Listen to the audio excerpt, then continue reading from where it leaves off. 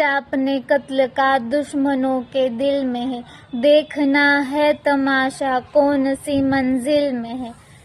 શહીદ ક્રાંતિકારી રામપ્રસાદ બિસ્મિલની આ પંક્તિઓ કે જેમના હૃદયમાં દેશને આઝાદ કરાવવા માટે પ્રચંડ આગ હતી, અંગ્રેજોથી આઝાદી મેળવવી તે તેમનો જીવન મંત્ર બની ગયો હતો।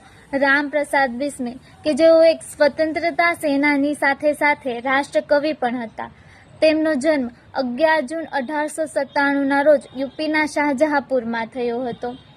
અંગ્રેજોમાં ડર ફેલાવવા હેતુથી તેઓ મેનપુરી ષડયંત્ર અને કાકોરી કાંડ જેવી કેટલીક ક્રાંતિકારી પ્રવૃત્તિઓમાં તેઓ સામેલ હતા।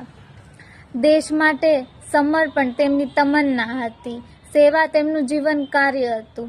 19 ડિસેમ્બર 1927ના રોજ આખરે દેશ માટે ફાંસીની ફૂલમાળા વહાલી કરનાર શહીદ ક્રાંતિકારી રામપ્રસાદ બિસ્મિલને તેમના શહીદ દિવસ નિમિત્તે શત શત નમન।